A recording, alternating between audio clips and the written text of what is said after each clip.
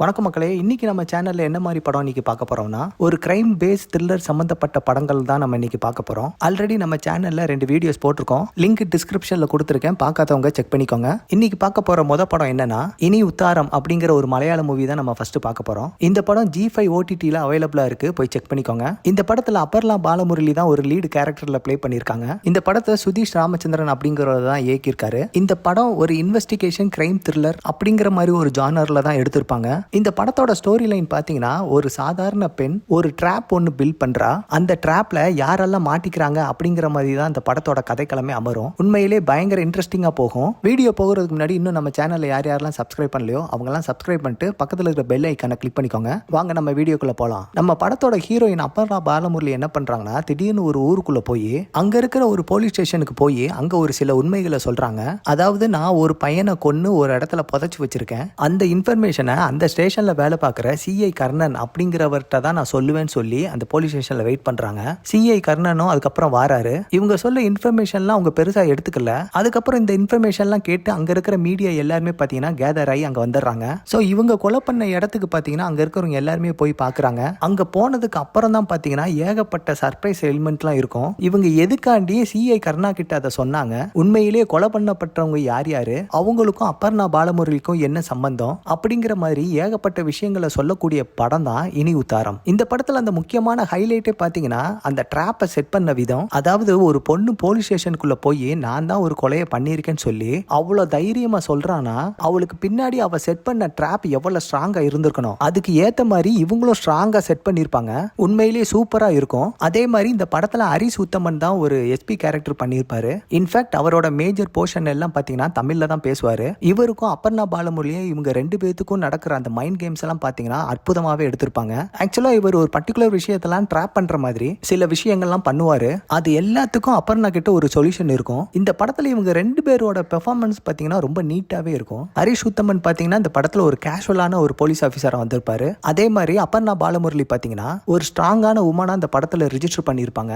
அதே மாதிரி இந்த படத்துல வர லொகேஷன்ஸ் எல்லாம் பாத்தீங்கன்னா பாக்குறதுக்கு ரொம்ப சூப்பராவே இருக்கும். பூம்பாறை அப்படிங்கிற ஒரு இடத்துல தான் இந்த பணத்தை எல்லாம் புதைச்சு வச்சிருப்பாங்க.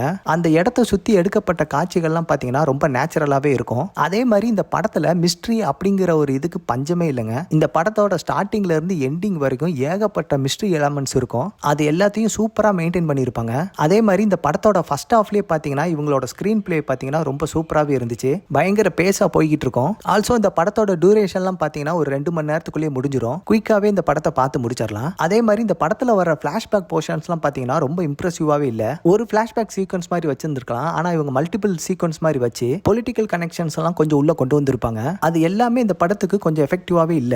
இன்ஃபேக்ட் அது இல்லாம இந்த படத்தை நீங்க பாத்தீங்கன்னா இன்னுமே கிறிஸ்ப் அண்ட் கிளியரா இருக்கும். ஆல்சோ இந்த படத்தோட செகண்ட் ஹாஃப்ல எல்லாம் பாத்தீங்கன்னா பயங்கரமா டிவியேட் ஆயிட்டாங்களோ அப்படின்னு நமக்கு தோணும். அந்த போர்ஷன்ஸ் எல்லாம் கொஞ்சம் லேகாவே இருந்தது. பட் ஓவரால் இந்த படம் பாத்தீங்கன்னா ஒரு டீசென்ட் கிரைம் இன்வெஸ்டிகேஷன் த்ரில்லர்னே சொல்லலாம். கண்டிப்பா இது ஒர்த் வாட்சபிள் மூவி தான். நீங்க இந்த படத்தை பார்க்கலனா இதை ஒரு நீங்க ட்ரை பண்ணி பாருங்க. அடுத்து நம்ம லிஸ்ட்ல நம்ம பார்க்க போற மூவி நேம் பாத்தீங்கன்னா ஜாக் 101. இந்த படம் பாத்தீங்கன்னா தந்தி ஓன் சேனல்ல தமிழ் டப்ல அவைலபிளா இருக்கு. இந்த படம் பாத்தீங்கன்னா ஒரு கிரைம் த்ரில்லர் மிஸ்ட்ரி மூவிங்க. அதாவது ஜோக் ஃபால்ஸ் அப்படிங்கிற ஒரு ஊர் ஒன்று இருக்கு. அந்த ஊரை சுத்தி ஏகப்பட்ட ஆட்கள் பாத்தீங்கன்னா மர்மமான முறையில காணாம போயிடுறாங்க. அந்த மாதிரி காணாம போன ஒரு கப்புல தேடி தான் நம்ம படத்தோட ஹீரோ ஜோக் ஃபால்ஸ்க்கு வந்திருப்பாரு. வெளி உலகத்தை பொறுத்த வரைக்கும் நான் ஒரு போட்டோகிராஃபிக்காண்டி நான் வந்திருக்கேன்னு சொல்லியிருப்பாரு. ஆனா காணாமல் போன அந்த கப்புள் சொல்ல இருக்கக்கூடிய ஒரு பொண்ணு வந்து இவருக்கு ஒரு உடன்பிறவா சகோதரினே சொல்லலாம். ஒரு நல்ல பர்சனல் பாண்டிங் இருக்கும். சோ இதை எப்படியாவது கண்டுபிடிச்சே ஆகணும் அந்த முயற்சியில அவர் களமிறங்குறாரு. படத்தோட ஆரம்பத்துல ஒவ்வொருத்தங்களா காணாம போய் கொல்லப்படுறாங்க.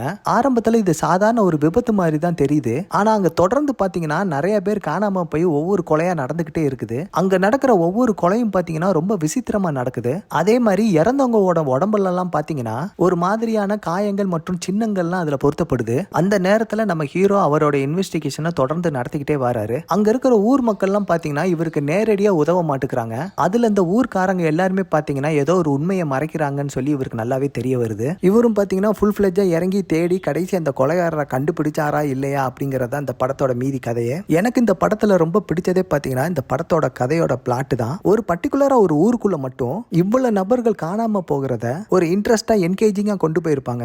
அதுலயும் இவங்க எல்லாம் ஏன் காணாம போறாங்க, இவங்களுக்கு எல்லாம் என்ன ஆகுது, அதெல்லாம் ஒரு புதுமையான ரீசனா இருந்துச்சு. அதுலயும் இதுல வர்ற கில்லர்ஸ் எல்லாம் பாத்தீங்கன்னா பயங்கரமா வித்தியாசமா இருப்பாங்க. கொஞ்சம் அன்பிரடிக்டபிளா இருந்தாங்கன்னே சொல்லலாம். இன்ஃபேக்ட் இதுல நிறைய பேர்ல இவங்க தான் கில்லர்ஸா இருப்பாங்கன்னு சொல்லி நம்ம நல்லாவே டைவர்ட் பண்ணியிருப்பாங்க. அந்த டைவர்ஷன்லாம் பாத்தீங்கன்னா நல்லாவே நமக்கு ஒர்க் அவுட் ஆயிடுச்சு. அதே மாதிரி இந்த படத்தோட டுவர்ட்ஸ் த எண்ட் பாத்தீங்கன்னா டு பி கண்டினியூட் அப்படின்னு சொல்லி முடிச்சிருப்பாங்க. அதுவே பாத்தீங்கன்னா ஒரு இன்ட்ரெஸ்டிங்கான முடிவு தான். ஆல்சோ ரேண்டமா ஒரு சில காட்சிகள்லாம் பாத்தீங்கன்னா ஸ்டார்டிங்ல காட்டுவாங்க. அது அப்படியே டுவர்ட்ஸ் த எண்ட் பாத்தீங்கன்னா நல்லாவே முடிச்சிருப்பாங்க. அதுலயும் இந்த படத்தோட டூரேஷன் பாத்தீங்கன்னா ஒரு 1.25 மணி நேரம் ஓடக்கூடிய படம் தான். குயிக்கா பார்த்து முடிச்சிடலாம். அப்புறம் இந்த படத்துல லேகான விஷயம் என்னன்னா, இந்த படத்துல வர்ற கமர்ஷியல் எலிமெண்ட்ஸ் இருக்குது இல்லைங்களா, அதெல்லாம் பாத்தீங்கன்னா இந்த படத்துக்கு சுத்தமா செட் ஆகலன்னே சொல்லலாம். அதாவது இந்த படத்துல வர்ற லவ் போர்ஷன் எல்லாம் பாத்தீங்கன்னா பெருசா இதுல செட் ஆகவே இல்ல. அதே மாதிரி ஹியூமரும் பாத்தீங்கன்னா இந்த படத்துல எஃபெக்டாவே இல்ல. தேவையில்லாத சாங்ஸ் எல்லாம் பாத்தீங்கன்னா இதுல கொஞ்சம் பேஸ்ட் பண்ணிருப்பாங்க.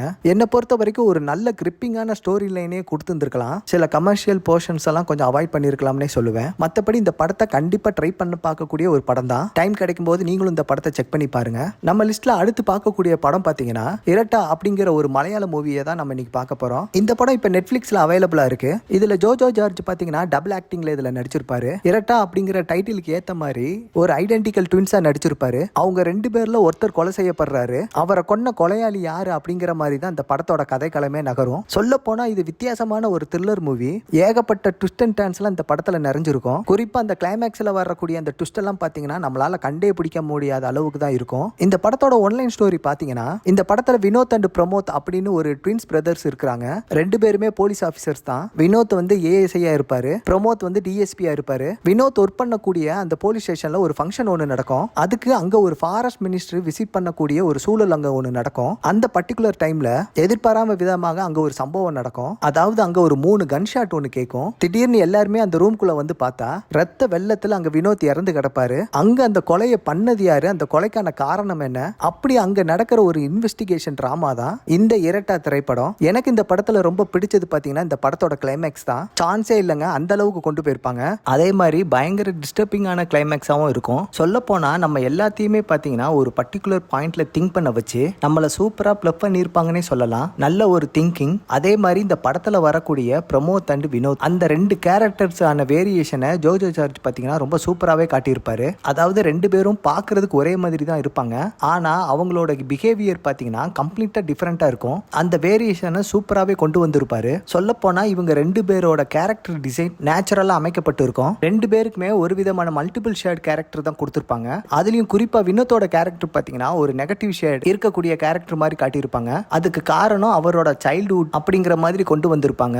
அதாவது சிறு வயதுல அவரோட அப்பா கூட இருக்கிற மாதிரி ஒரு சில சூழல்லாம் உருவாகும். அப்பா ரொம்ப கொடுமைக்காரரா இருப்பாரு. ஸோ அவரோட இம்பாக்ட் இவரோட வாழ்க்கையெல்லாம் எப்படி இருந்துச்சு அதை ரொம்ப சூப்பராக கொண்டு வந்திருப்பாங்க. அதுலயும் இதுல அஞ்சலியோட பெர்ஃபார்மன்ஸ் பார்த்தீங்கன்னா ரொம்ப சூப்பராகவே இருந்தது. ஆக்சுவலாக இந்த படத்துல அவங்களுக்கு டைலாக்ஸ் அந்த மாதிரி எல்லாம் பெருசாக கொடுத்துருக்க மாட்டாங்க. பட் எக்ஸ்பிரஷன்ஸ் வழியாகவே அவங்களுக்கு நடந்த அந்த டிராமாவை வெளிப்படுத்துற மாதிரி சீக்வன்ஸ்லாம் நிறையாவே இருக்கும். ரொம்ப சூப்பராக நீட்டாவே பண்ணியிருந்தாங்க. அதே மாதிரி இந்த படத்தோட ரைட்டிங் பார்த்தீங்கன்னா ரொம்ப ப்ராப்பரான ரைட்டிங்காகவே இருக்கும். ரொம்ப கனெக்டடாக எழுதியிருப்பாங்க.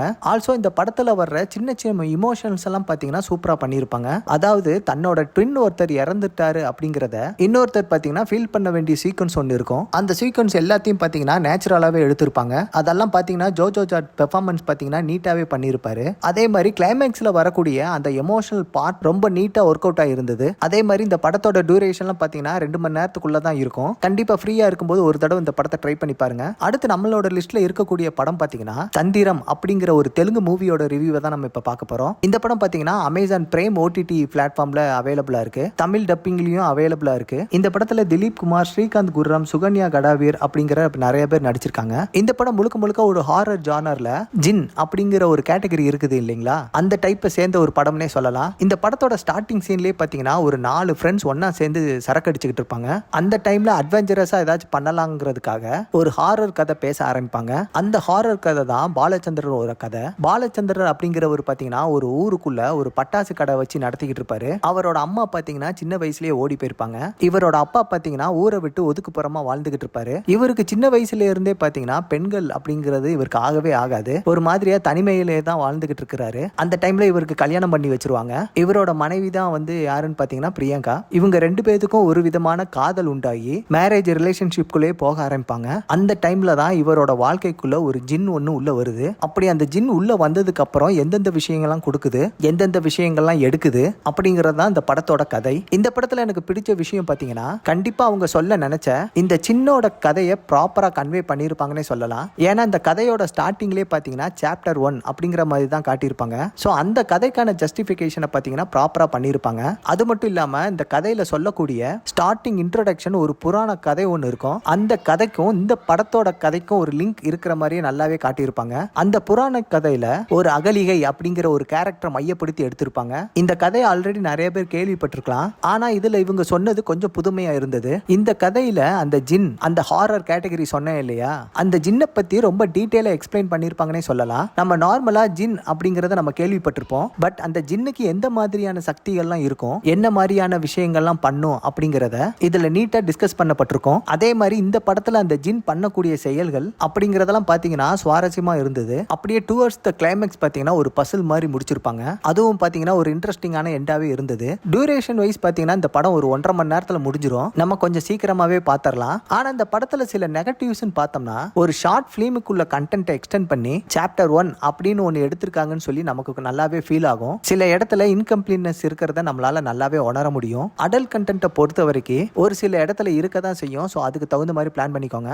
மற்றபடி கண்டிப்பா இந்த படத்தை நம்ம ட்ரை பண்ணி பார்க்கலாம். அடுத்து நம்மளோட லிஸ்ட்ல பார்க்க போற படம் என்னன்னு பாத்தீங்கன்னா 2024ல கன்னடத்துல ரிலீஸ் ஆன ஒரு சூப்பரான கிரைம் டிராமா மூவி. இந்த படத்தோட ஒன்லைன் ஸ்டோரி பாத்தீங்கன்னா, நம்ம கதையோட ஹீரோ இன்ஸ்பெக்டரா இருக்கிறாரு. அவங்களோட ஒய்ஃப் பிரெக்னெண்டா இருக்கிற டைம்ல டிரான்ஸ்ஃபர் கிடைச்சு ஒரு ஊருக்கு போறாரு. அந்த ஊர்ல ஏகப்பட்ட சின்ன சின்ன திருட்டெல்லாம் நடக்குதுன்னு சொல்லி என்கொயரி பண்ணிக்கிட்டு இருக்க அந்த டைம்ல பக்கத்துல இருக்கிற ரெசார்ட்ல இருந்து 2 பேர் ஓடியாந்து மர்மமான முறையில யாரோ 2 பேர் எங்களை கொலை பண்ண வராங்கன்னு சொல்லிட்டு அங்க கம்ப்ளைண்ட் கொடுத்துட்டு ரெசார்ட்டை விட்டு காலி பண்ணிட்டு அவங்களோட சொந்த ஊருக்கு திரும்பி போயிடுறாங்க. சோ இந்த கேஸ கதையோட ஹீரோ எடுத்து இன்வெஸ்டிகேஷன் பண்ணி அந்த ரெசார்ட்ல நடக்கக்கூடிய மர்மமான சம்பவம் என்னன்னு சொல்லி தேடி போகும்போது மிகப்பெரிய உண்மை என்னன்னு கேட்டீங்கன்னா, அந்த ரெசார்ட்டுக்கு வர்றவங்க மர்மமான முறையில காணாம போயிடுறாங்க. அதுக்கப்புறம் கொஞ்ச நாள் கழிச்சு அவங்க சூசைடும் பண்ணிடுறாங்க. அதுல சில பேர் இறந்தும் போயிடுறாங்க. அதுல 100க்கும் மேற்பட்டவங்க பாத்தீங்கன்னா சூசைடும் பண்ணிக்கிறாங்க.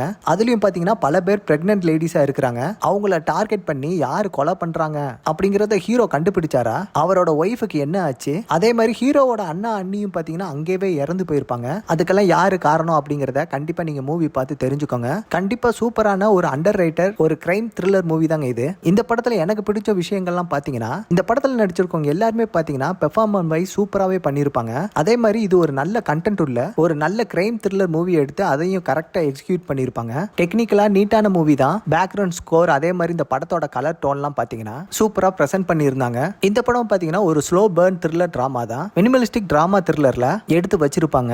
இந்த படத்துல மொத்தமா 10 கேரக்டர் ஒரு 20 லொகேஷன்ல படத்தை எடுத்து ஒரு 2 மணி நேரத்துக்குள்ள முடிச்சிருப்பாங்க. பட் செகண்ட் ஹாஃப் பாத்தீங்கன்னா இன்னும் கொஞ்சம் என்கேஜிங்கா கொண்டு போயிருக்கலாம்னு சொல்லிட்டு நமக்கு கொஞ்சம் ஃபீல் ஆயிடுச்சு. பிளாஷ்பேக் சீன்ஸ் எல்லாம் பாத்தீங்கன்னா ஒரு எமோஷனல் கனெக்டோட லாஜிக் ரீசனோட ப்ராப்பரா இருந்தாலும் இன்னும் இம்பாக்ட்ஃபுல்லா ரியாலிட்டி இல்லைன்னு சொல்லி நீங்களே ஃபீல் பண்ணுவீங்க. மற்றபடி கண்டிப்பா இந்த படத்தை நீங்க ட்ரை பண்ணி பாருங்க. ஸோ இப்போ பார்த்த இந்த 5 படத்துல உங்களுக்கு எந்த படம் பிடிச்சிருக்கு அப்படிங்கறத உங்களோட கருத்தை நம்ம கமெண்ட் செக்ஷன்ல சொல்லுங்க. மீண்டும் உங்களை அடுத்த ஒரு நல்ல கிரைம் வீடியோவில் சந்திக்கிறேன். நன்றி, வணக்கம்.